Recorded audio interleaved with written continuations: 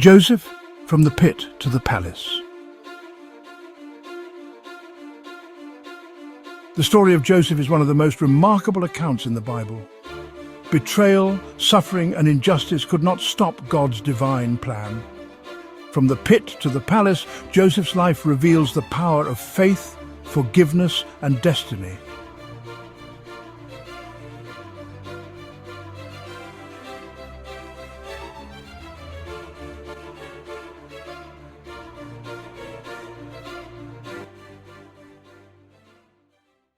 In the heart of Canaan, among the 12 sons of Jacob, lived a young man named Joseph. He was the son of Jacob's old age, born of his beloved wife Rachel, and his father's love for him was boundless. As a token of this deep affection, Jacob gifted him a magnificent coat, a tunic of many colors, a vibrant symbol that set him apart from his older brothers. This distinction, meant as a sign of love, would instead plant the bitter seeds of envy.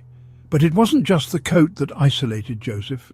It was the divine visions that visited him in his sleep. Joseph was a dreamer, gifted with prophetic insights from God. In his first vision he saw himself and his brothers binding sheaves in the field.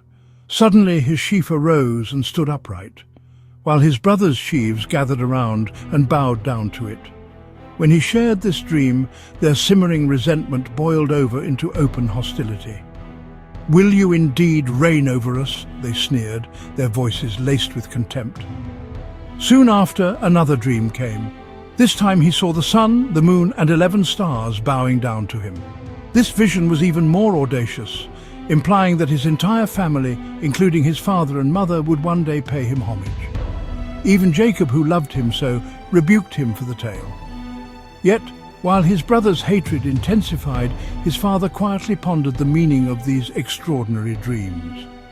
The opportunity for betrayal arrived when the brothers were tending flocks far away in Shechem. Worried for their welfare, Jacob sent the 17-year-old Joseph to check on them. Innocent and obedient, Joseph embarked on the long journey, unaware that he was walking toward a carefully laid trap, fueled by years of festering jealousy. Seeing his vibrant coat from a distance, their hatred ignited. "Here comes the dreamer," they spat. "Let's kill him." In their rage, they conspired to murder him, throw his body into a pit, and tell their father a wild animal had devoured him. But Reuben, the eldest, intervened. He convinced them to spare his life, suggesting they simply cast him into a nearby pit, secretly planning to rescue him later. As Joseph approached, they seized him. They tore the beautiful coat, the symbol of his father's love, from his back, and ignoring his pleas, threw him into the empty cistern. Then, in an act of chilling indifference, they sat down to eat their meal as their brother languished in the darkness below. It was then that Judah, seeing a caravan of traders on their way to Egypt, proposed a new plan, one born not of passion but of cold, calculated greed. "What profit is there if we kill our brother?" he argued. "Let us sell him." The brothers agreed. For 20 pieces of silver they sold their own flesh and blood into slavery. To conceal their crime, they dipped Joseph's coat in the blood of a goat and presented the tattered, stained garment to their father. Jacob's heart broke. Believing his beloved son was dead, he descended into a grief so profound it would shadow his life for years to come. Meanwhile, bound and betrayed, Joseph was led away in chains. The dreams that had once promised greatness had led him to this, a slave, headed for the foreign land of Egypt, his future utterly unknown. In Egypt, Joseph served faithfully in the grand house of Potiphar, captain of Pharaoh's guard. His diligence and integrity earned him Potiphar's trust, and soon Joseph was placed in charge of all his master's affairs. But Potiphar's wife watched Joseph with longing eyes. Day after day she tried to entice him, whispering, "Lie with me." Yet Joseph refused, saying, "My master has entrusted everything to me. How could I do such a wicked thing and sin against God?" One day, when the house was empty, she caught him by his robe and pleaded again. Joseph tore himself away, leaving his garment in her grasp as he fled from her bedchamber. Enraged and humiliated, Potiphar's wife called the household servants and accused Joseph, holding up his robe as false evidence. When Potiphar returned, she repeated her accusation, and Joseph was cast into prison, though he had done no wrong. In the darkness of the prison, Joseph's faith did not falter. Even there, God's hand never left him, and he found favor with the warden, who put him in charge of the other prisoners. While in prison, Joseph interpreted the dreams of Pharaoh's cupbearer and baker, revealing their fates with wisdom given by God. His interpretations proved true, yet Joseph remained forgotten until years later Pharaoh himself was troubled by dreams no one could explain.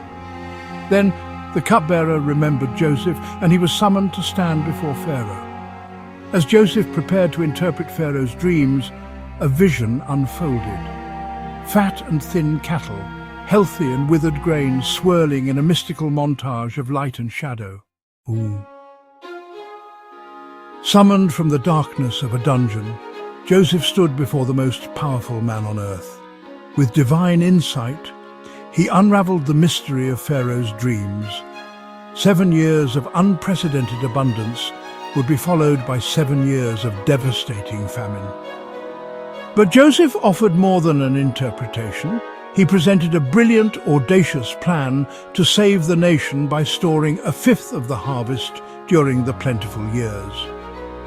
Impressed by his wisdom, Pharaoh elevated the former slave to the highest position in the land. "Can we find anyone like this man? One in whom is the Spirit of God," he declared. He placed his own signet ring on Joseph's finger, a symbol of absolute authority, dressed him in fine linen, and gave him the name Zaphenath-Paneah, governor of all Egypt. For 7 years, as the land overflowed with bounty, Joseph executed his plan with meticulous care, filling massive granaries until the grain was beyond measure. He was the architect of Egypt's survival. Then, as foretold, the famine began, its grip tightening on all surrounding lands. In Canaan, Jacob sent 10 of his sons to buy food, keeping his youngest Benjamin at home. When the brothers arrived in Egypt, they were brought before the powerful governor who controlled the food supply. Without recognition, they prostrated themselves, faces to the ground. In that moment, the dreams of a boy in a field of sheaves of grain bowing down became the stark reality of men desperate for survival. Joseph knew them instantly. The faces that had sneered at him, the voices that had condemned him, were now before him, pleading. He concealed his identity, speaking harshly and accusing them of being spies. To test if their hearts had changed, he devised a plan. He kept one brother, Simeon, as a hostage, demanding they return with their youngest brother, Benjamin, to prove their story. Their return to Jacob was filled with anguish. Jacob refused to risk Benjamin, but as the famine wore on, Judah stepped forward, pledging his own life for the boy's safety. With heavy hearts, they journeyed back. This time, Joseph's test was even more severe. He secretly had his personal silver cup placed in Benjamin's sack. As they departed, his steward pursued them, found the cup, and brought them back as thieves. Judah, seeing his father's life hanging in the balance, made a passionate, selfless plea, offering himself as a slave in Benjamin's place. This was the moment. Seeing Judah's transformation from a man who sold his brother to one willing to sacrifice himself, Joseph could no longer contain his emotions. He ordered everyone out, and then, through uncontrollable sobs, he revealed his identity. "I am Joseph. Is my father still alive?" His brothers were speechless, paralyzed by shock and fear, but Joseph drew them close. Instead of vengeance, he offered grace. "Do not be distressed," he said, "for God sent me ahead of you to preserve life." He saw past their betrayal to a divine purpose. "You meant evil against me," he declared in one of history's most profound statements of forgiveness, "but God meant it for good, to bring it about that many people should be kept alive." In that moment, decades of pain were washed away by tears of reconciliation, and a family torn apart by jealousy was finally made whole. Joseph's story is a profound testament, reminding us that our God is a master of redemption. He can take our deepest wounds and transform them into a glorious purpose. He can take the bitter sting of betrayal and miraculously turn it into a source of blessing. The journey of Joseph is a vivid illustration of this divine alchemy. From a beloved son adorned in a coat of many colors, he was plunged into the darkness of a pit, stripped of his identity. Sold by his own brothers, he became a slave in a foreign land.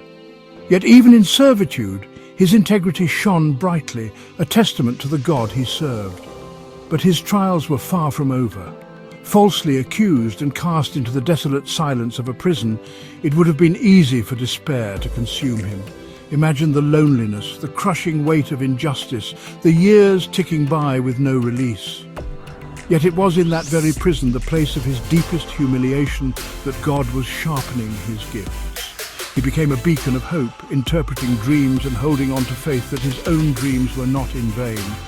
This period of waiting was not a punishment, it was a preparation. God was forging a leader, a man of unshakable character. And then, in a single day, the prisoner became the Prime Minister. This wasn't luck, it was divine orchestration. Every tear, every betrayal, every lonely night was a necessary thread in the magnificent tapestry God was weaving. Joseph's wisdom, honed by hardship, saved not only Egypt, but the entire known world from famine. And in this grand design, God brought Joseph face to face with his brothers. Here lies the climax of the story. He held their lives in his hands. He could have chosen vengeance, but Joseph saw beyond his pain. He saw the hand of God. His words echo through eternity. You intended to harm me, but God intended it for good, to accomplish what is now being done, the saving of many lives. This is the heart of forgiveness, recognizing God's sovereignty over your circumstances. It's understanding that no matter where you are, you can trust his plan, for he is always at work. Perhaps you feel like you're in a pit of your own today. Maybe you're facing a betrayal that has shattered your world, or you're imprisoned by circumstances that feel hopeless. Joseph's life calls out to you. It is a powerful encouragement to hold on. Your current situation is not your final destination. The pain you feel is not wasted. God is at work in the unseen, weaving your story into his greater purpose. The very trials that threaten to break you might be the tools God is using to shape you for a future you cannot yet imagine. Trust in his timing, for the same God who raised Joseph from the pit to the palace is with you right now. If Joseph's story of unwavering faith and God's incredible faithfulness has inspired you, we invite you to like this video and to become part of our community. Subscribe for more deep dives into the Bible's most powerful stories, explained in a way that connects with your life today. Let the Word of God strengthen your faith with every video. And while you're feeding your soul, we'd love to help you feed your family. Check out our sister channel, Angel Culinary Kitchen. Just as Joseph provided physical bread that saved a nation, this channel teaches you how to bring joy and nourishment to your own table. It's more than just recipes, it's about creating meals that bring people together. Learn to cook stunning, restaurant-quality dishes at home, guided by the wisdom of a retired chef. Discover the secrets and techniques that turn simple ingredients into something special. The link is in the description.